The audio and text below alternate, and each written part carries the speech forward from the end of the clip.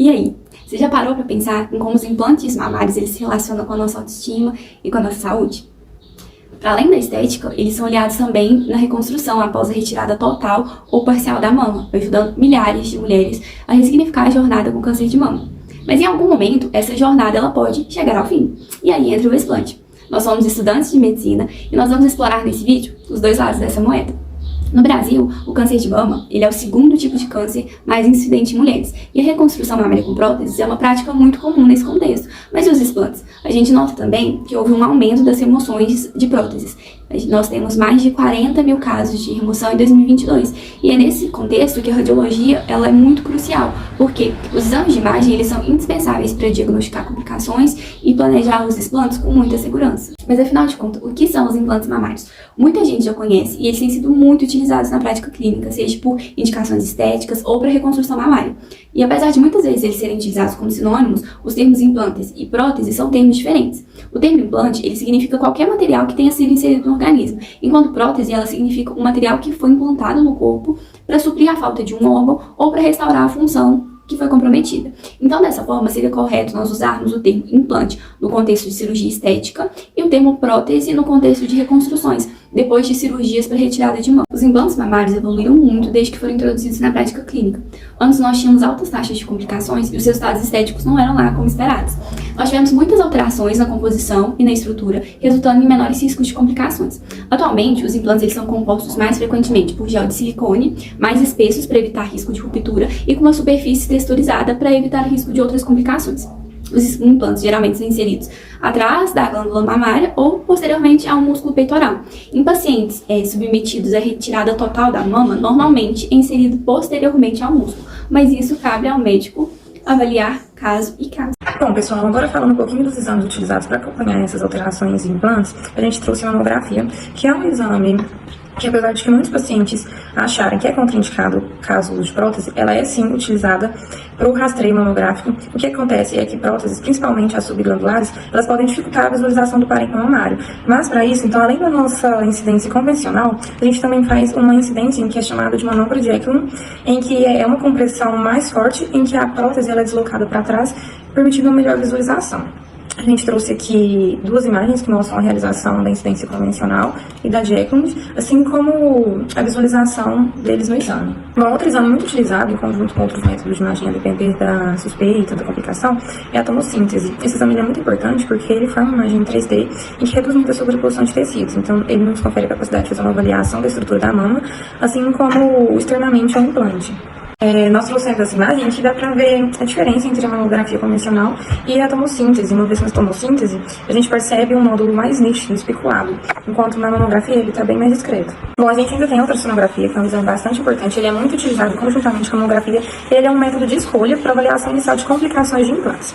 Além disso, ele é um exame examinador dependente, então o médico ele deve avaliar com muita cautela o resultado daquele exame que está sendo realizado. Bom, agora falando um pouquinho sobre o exame padrão ouro. Para avaliação de complicações de próteses mamárias, a gente tem a ressonância magnética. Bom, esse exame ele possui alta sensibilidade e especificidade, que nos permite avaliação de rupturas intra- e extracapsulares, assim como de contratura. Além disso, ele nos permite que a gente avalie de forma bastante detalhada o conteúdo do implante, assim como da cápsula ao seu redor. E as sequências mais utilizadas é a T2 e a STIR. Sinais radiológicos vistos no exame de imagem. Sobre as complicações graves, nós temos três tipos principais, que é a infecção, a contratura capsular e a ruptura, que pode ser intra ou extracapsular. A infecção é a complicação aguda mais frequente relacionada com os implantes e com as próteses de mama, sendo então mais comum nas cirurgias de reconstrução. Nos exames de imagem, o principal achado nos casos de infecção aguda ou crônica é a presença de uma coleção periprótese que pode apresentar um conteúdo homogêneo, simulando um seroma, ou um conteúdo heterogêneo. Aqui na imagem A, nós temos uma mamografia de um implante com infecção.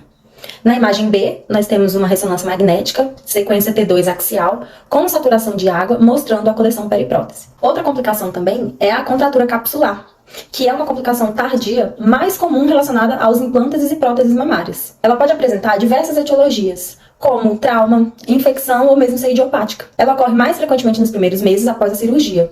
O diagnóstico ele é clínico e a paciente apresenta queixa de dor ou rigidez e deformidade do implante. Os achados de imagem mais característicos são formato arredondado do implante com aumento do diâmetro antero-posterior, podendo haver um aumento do número de dobras ou pregas radiais e principalmente a presença de um espessamento e realce da cápsula fibrosa. A seguir, as imagens de ressonância magnética.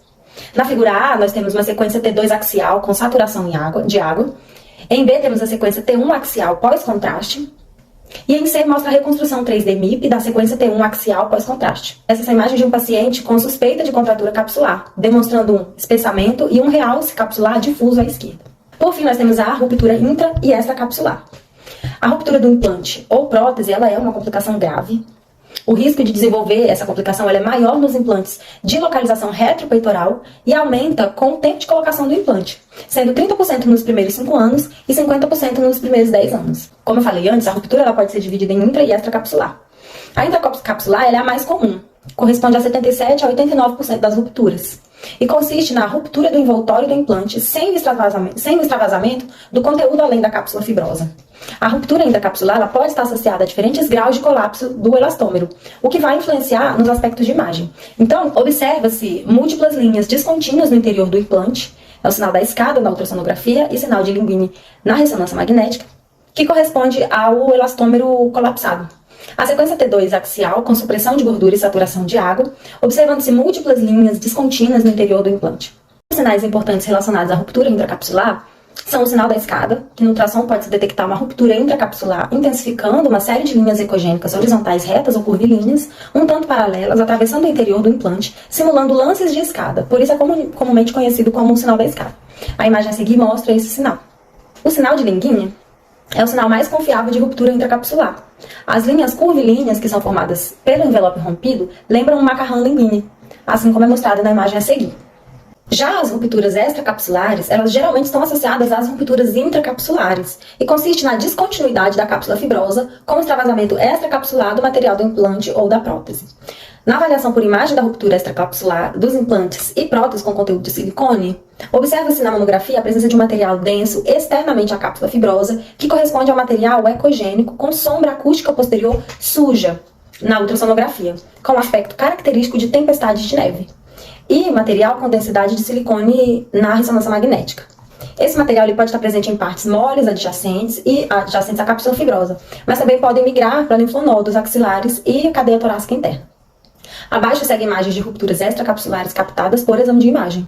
Na imagem 1, nós temos uma mamografia, demonstrando sinais de ruptura extracapsular em implantes mamários de localização retropeitoral. A imagem 2 é uma imagem de ultrassonografia, demonstrando sinais de ruptura extracapsular com material ecogênico, com sombra acústica posterior suja adjacente ao implante. A imagem 3 é uma ressonância magnética, uma sequência sagital com supressão de gordura da mama esquerda em uma paciente com ruptura intra e extracapsular de prótese de lumen único, demonstrando a presença de material com densidade de sinal de silicone adjacente ao implante no quadro ínfero-medial. Outra complicação também é o granuloma. O que é o granuloma? Ele consiste em uma reação imune e inflamatória do organismo à presença das partículas de silicone, provavelmente relacionadas com o extravasamento microscópico de silicone. O achado de imagem característico na ressonância magnética é de uma formação nodular na topografia da cápsula fibrosa que abaula o implante, com um sinal heterogêneo em T2 e áreas de realce tardio pós-contraste. A seguir temos os exemplos. Nós temos aqui uma imagem de ressonância magnética. Na figura A temos uma sequência STIR sagital da mama direita. Em C, uma sequência T2 axial com saturação de silicone. Em um paciente com um implante íntegro, apresentando a formação nodular na porção posterior da cápsula fibrosa, onde as setas estão apontando, com o sinal heterogêneo em T2 e áreas de realce pós-contraste, compatível com um granuloma induzido por silicone. Mas e os implantes mamários? O que faz alguém querer seguir o caminho inverso e retirar a prótese?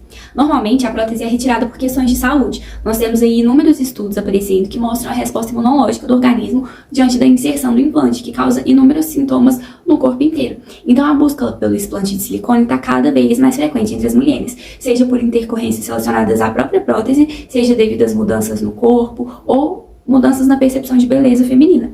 E aí, nesse contexto de retirada de prótese, a ressonância nuclear magnética é um recurso muito valioso para a avaliação diagnóstica das mamas, porque ela é capaz de mostrar alterações nos implantes, na cápsula perimplante e outras alterações que podem levar à necessidade de retirada da prótese mamária. Bom, então a gente percebe que a radiologia ela é fundamental em todas as etapas relacionadas aos implantes mamários, desde a fase inicial, na fase da avaliação para colocação, quanto no acompanhamento a longo prazo, quanto para a retirada caso seja necessário o explante. E essa inserção abrangente, ela traz ao paciente uma qualidade de vida, segurança, bem-estar, mostrando então o quanto é indispensável o papel da radiologia na medicina moderna.